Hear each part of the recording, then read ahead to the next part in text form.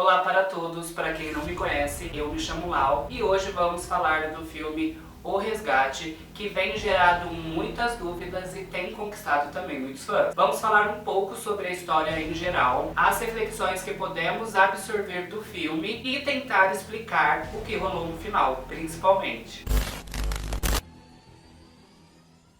A história começa com Tyler, interpretado por Chris Hemsworth, o mesmo ator de Thor, em que ele trabalha como mercenário e é recrutado para uma missão de resgatar um garoto chamado Ovi, de 14 anos. Esse garoto é o filho do chefe do tráfico da Índia e tem assuntos aí mal resolvidos com o tráfico de drogas de Bangladesh. Nisso, o garoto é sequestrado e o traficante que comanda Bangladesh pede um resgate milionário em troca da vida do menino. Por questão de orgulho, o pai do menino, que está preso, decide não pagar o resgate aí e pede para o seu braço direito, o Randeep, contratar Tyler para a missão e também supervisioná-lo. Isso porque, além dele ser braço direito, o pai do garoto ameaça o bem-estar da família de Randeep para que o mesmo solucione o problema. Isso que era para ele cuidar do garoto para que não fosse raptado, e o garoto foi raptado. Tyler, apesar de ser um mercenário, ele mostra no filme não ser uma pessoa totalmente fria. Isso porque conforme o caos vai intensificando dentro do filme, ele vai resgatando o seu passado mal resolvido e tendo crises de identidade. Isso porque ele havia perdido o filho de 6 anos e não estava no dia de sua morte, porque preferiu fugir e não lidar com a perda. Nesse ponto de reflexão do personagem principal com seu passado, vemos que o filme aí começa a tirar um pouco do foco do resgate e começa a trabalhar na relação que é criada entre o Tyler e o menino que foi sequestrado.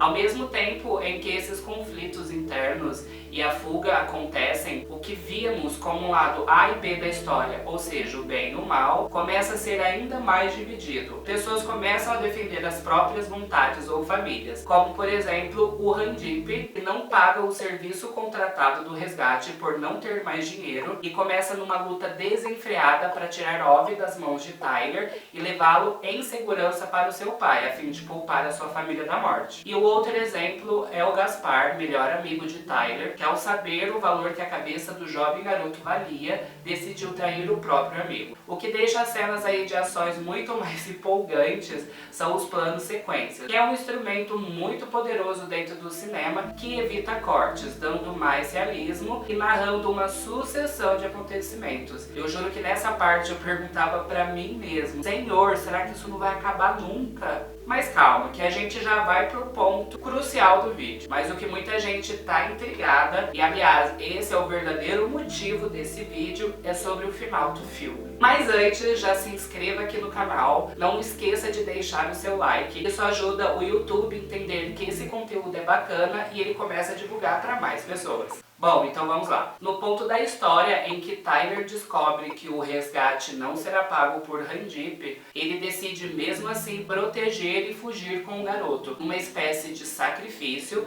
tentando redimir a atitude de coragem que não teve ao apoiar o seu filho antes da morte. No último confronto do filme, a gente vê Tyler recebendo um tiro no pescoço, fazendo ele cair da ponte pro rio. Nisso, o garoto é resgatado por um helicóptero onde está o restante aí da equipe de Tyler. Aí se passam 8 meses dentro do filme e temos a cena em que o menino pula de um trampolim, fica submerso na piscina e volta à superfície. Assim que ele volta, ele vê a imagem desfocada de um homem que remete à figura de Tyler. E nisso o filme acaba.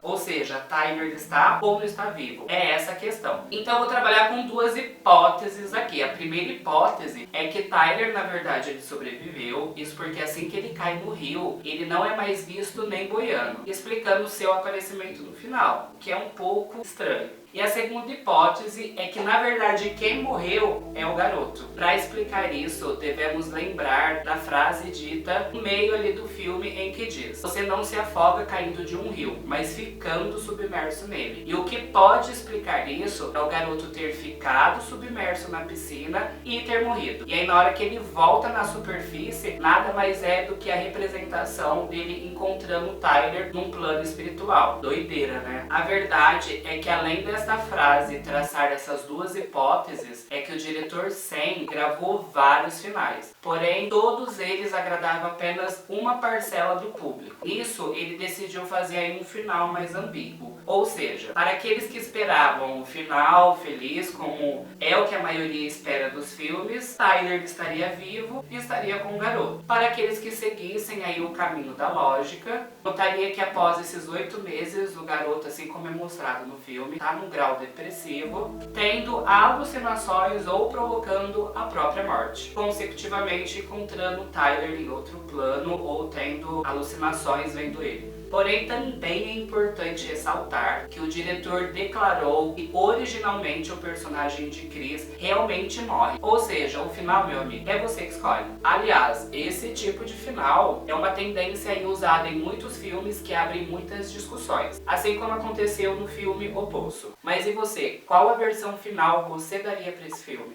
Eu espero que vocês tenham curtido o conteúdo e até o próximo vídeo.